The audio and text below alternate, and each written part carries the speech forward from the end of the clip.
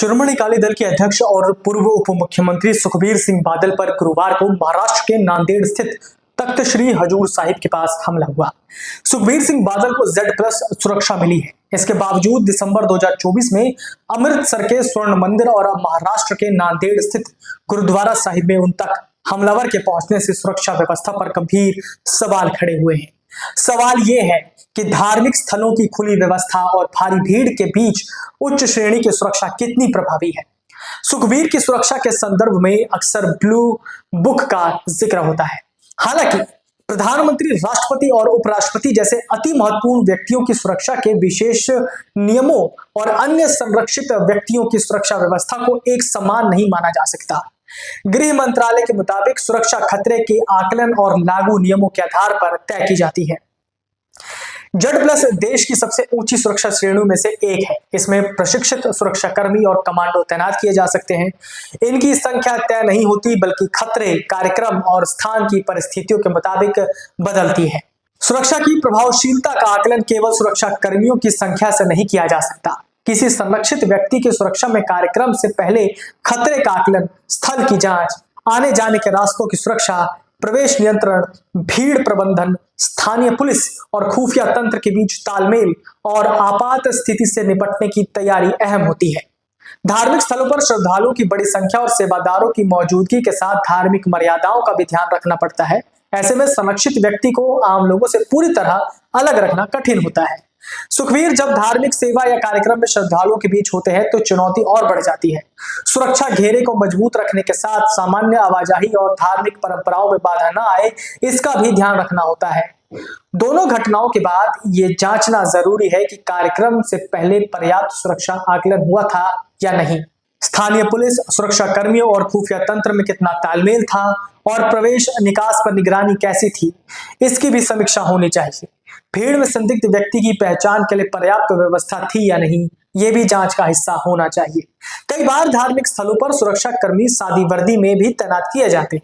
हालांकि इसे blue book का अनिवार्य नियम बताना उचित नहीं है। ऐसी तैनाती खतरे और स्थानीय सुरक्षा योजना के मुताबिक तय हो सकती है।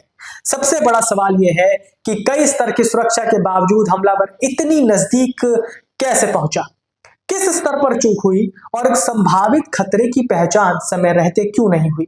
इसका जवाब जांच से ही सामने आएगा। धार्मिक स्थलों पर खुला परिसर, बड़ी संख्या में श्रद्धालु, सेवादारों की मौजूदगी और धार्मिक मर्यादा सुरक्षा एजेंसियों के लिए चुनौती होती है। सुरक्षा घेरे को मजबूत रखते हुए श्रद्धालुओं की सामान्य आवाजाही प्रभावित न हो, इसका संतुलन जरूरी है।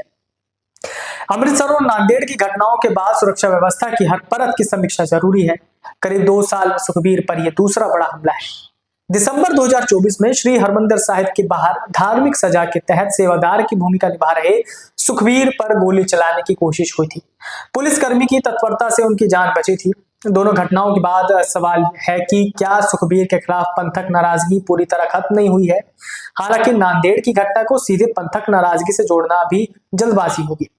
2024 में सुखबीर ने श्री अकाल तख्त साहिब के सामने राजनीतिक कार्यकाल की गलतियां स्वीकार की थी। उन्हें तनखैया घोषित किया गया और धार्मिक दंड के तहत सेवा के बाद उन्होंने माफी मांगी। उम्मीद थी कि इससे अकाली दल और पंथक मतदाताओं की दूरी कम होगी। इसके बावजूद बेदबी, बहबलकलां, कोटकपुरा गोलीकांड, 2015 में गुरमीत राम रहीम को मिली विवादास्पद माफी, धार्मिक संस्थाओं की स्वायत्ता और जत्थेदारों की नियुक्ति जैसे सवाल कायम है।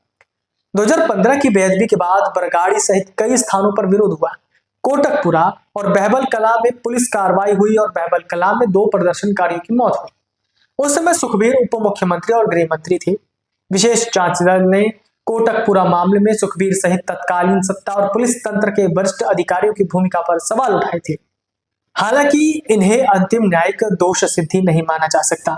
2012 के विधानसभा चुनाव में अकाली दल को 34.73% वोट और 56 सीटें मिली थी। 2017 में वोट शेयर 25.24% और सीटें 15 रह गई। 2022 में वोट शेयर 18.38% और सीटें 3 रह गई। 2024 लोकसभा चुनाव में वोट शेयर करीब 13.4% रहा और पार्टी को 1 सीट मिली। यानी 2012 से 2024 तक वोट शेयर में करीब 21% अंक की गिरावट आई। इसी चुनाव में अमृतपाल सिंह ने खडूर साहिब और सरबजीत सिंह खालसा ने फरीदकोट से निर्दलीय जीत दर्ज की। इसे पंथक मतदाताओं के अकाली दल से दूर होने के संकेत के तौर पर देखा गया। हालांकि वोट को सीधे अकाली दल का पारंपरिक पंथक वोट मानना उचित नहीं होगा। राजनीतिक माहिर प्रोफेसर कुणाल के मुताबिक धार्मिक दंड पूरा होना और राजनीतिक भरोसा लौटना अलग बातें हैं। पंथक मतदाताओं के सामने बेदवी में न्याय, गोलीकांड में जिम्मेदारी, धार्मिक संस्थाओं की स्वतंत्रता और बंदी सिंघों जैसे सवाल हैं। नांदेड़ हमला पंथक नाराजगी का प्रमाण नहीं है, लेकिन इससे सुखबीर की सुरक्षा और राजनीतिक आधार पर चर्चा तेज हुई। दिसंबर 2024 में श्री हरमंदिर साहिब के बाहर सुखबीर पर गोली चलाने की कोशिश हुई थी। वो धार्मिक सजा के तहत सेवादार की भूमिका निभा रहे थे। पुलिसकर्मी की तत्परता से उनकी जान बची। अब नांदेड़ में कृपाण से हमला हुआ। दोनों घटनाएं धार्मिक स्थलों के आसपास हुई हैं। नांदेड़ हमले के पीछे की वास्तविक वजह जांच पूरी होने के बाद ही स्पष्ट होगी। बेदवी, बहबलकलां, कोटकपुरा गोलीकांड, राम रहीम की माफी, धार्मिक संस्थाओं की स्वायत्ता, जत्थेदारों की नियुक्ति और बंदी सिंहों की रिहाई जैसे मुद्दे पंथक राजनीति में अभी चर्चा में है। 2024 में सुखबीर ने श्री अकाल तख्त साहिब का आदेश मानकर धार्मिक दंड पूरा किया और माफी मांगी। इसके बावजूद राजनीतिक भरोसा पूरी तरह लौटा है या नहीं, इस पर सवाल कायम है। आलोचक इन मुद्दों को अकाली दल के कमजोर होते पंथक आधार से जोड़ते रहे हैं। फरवरी 2021 में फाजिल्का के जलालाबाद में नगर निकाय चुनाव के नामांकन के दौरान अकाली दल और कांग्रेस कार्यकर्ताओं में हिंसक झड़प हुई थी। पार्टी उम्मीदवारों का नामांकन करवाने पहुंचे सुखबीर के काफिले पर पथराव हुआ और गोली चलने की भी बात सामने आई थी। वो बाल बाल बचे थे। 4 दिसंबर 2024 को श्री हरमंदिर साहिब के बाहर सेवादार की ड्यूटी कर रहे सुखबीर पर नारायण सिंह चौड़ा ने कथित तौर पर गोली चलाई थी। गोली उन्हें नहीं लगी और दीवार में जा लगी। इस घटना को उनकी सुरक्षा में गंभीर चूक माना गया था। नांदेड़ की घटना ने एक बार फिर सुरक्षा व्यवस्था पर सवाल खड़े कर दिए हैं। आपके राज्य की खबरें, आपके शहर की खबरें सबसे पहले जानने के लिए देखते रहें अमर उजाला। चैनल को सब्सक्राइब जरूर कर लें और पाएं हर अपडेट।